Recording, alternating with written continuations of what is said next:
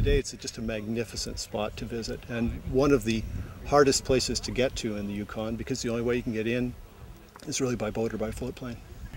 When the steamboat stopped running due to the highway being built in 1952, the people moved. They just completely abandoned this place, just taking only the clothes on their back. The furnishings were left in the homes.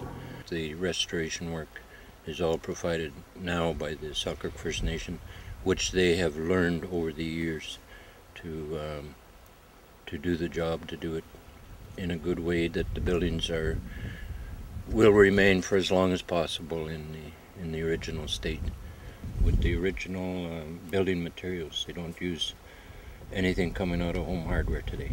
The people here today have the same guiding principles that were taught amongst our people, our culture. And those 4 guiding principles are respect, care, share, and teach.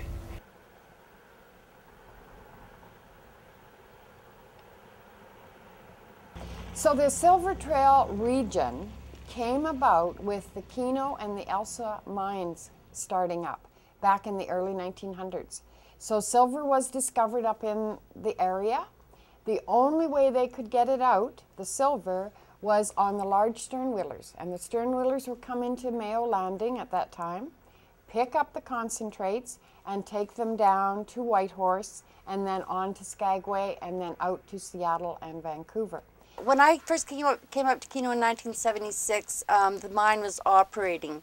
At that time, they weren't employing many women. I started off in the kitchen, and then in 1979, they relented and let women go into the mine and into the mill.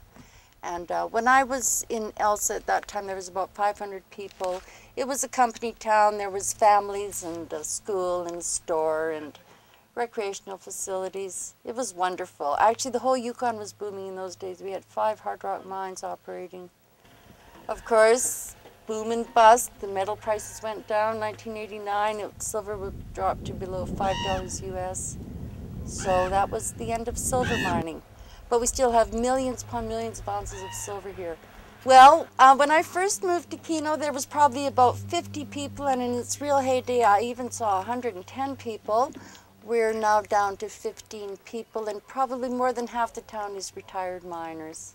Basically, the closest stores are 300 miles away.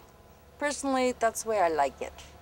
You just go down there once in a while, do some shopping, come back home. And you don't, you don't have to spend a lot of money to live here. You have your own home, you buy your food and pay your electrical and your satellite television and your internet. We've all crawled out of the cave now. We're in modern technology.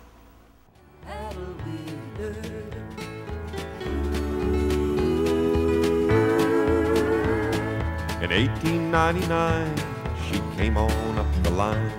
She's gonna make the Dawson City run. 300 miles or so where the Yukon waters flow. She's gonna serve the land of the midnight sun.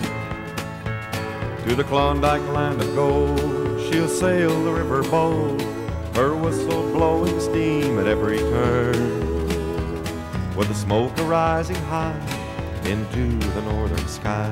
Oh, listen to that paddle wheeler churn. Paddle wheeler, waiting on the Yukon River shore. Paddle wheeler,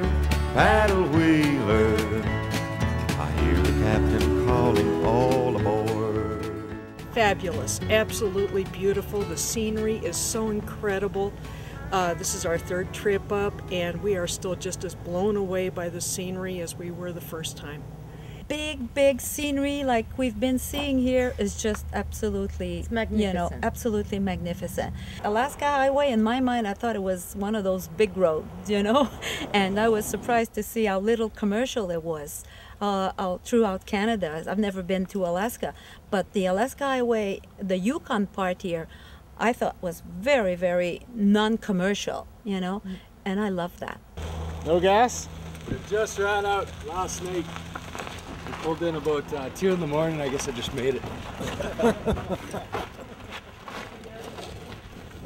Pretty close, eh?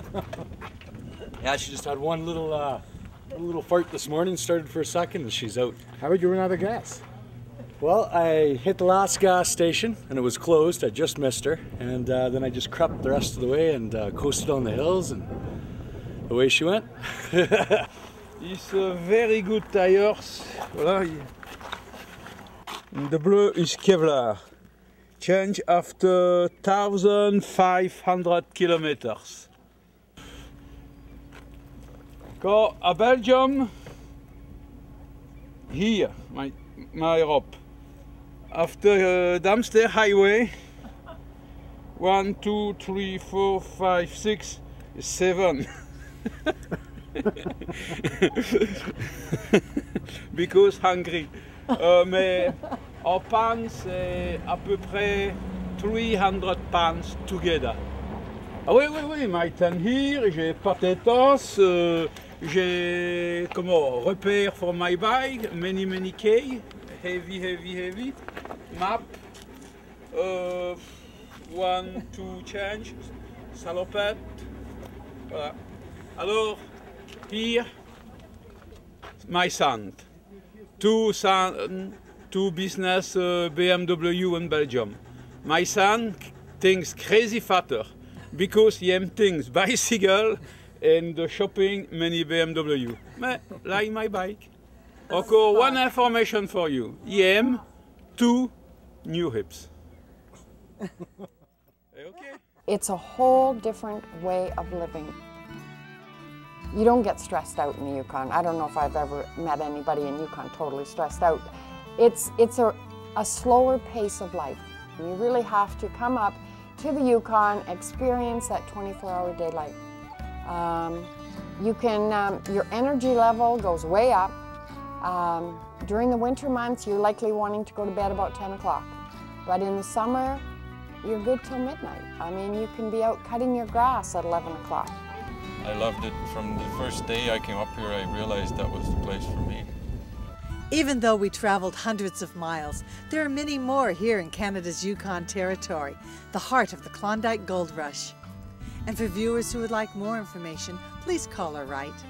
On behalf of our nonprofit organization, Educational Communications, I'm Nancy Perlman, wishing you a natural, unspoiled environment. There's a land where the mountains are nameless, and the rivers all run God knows where. There are lives that are erring and aimless, and deaths that just hang by a hair. There are hardship that nobody reckons. There are valleys unpeopled and still. There's a land, oh, it beckons and beckons, and I want to go back, and I will.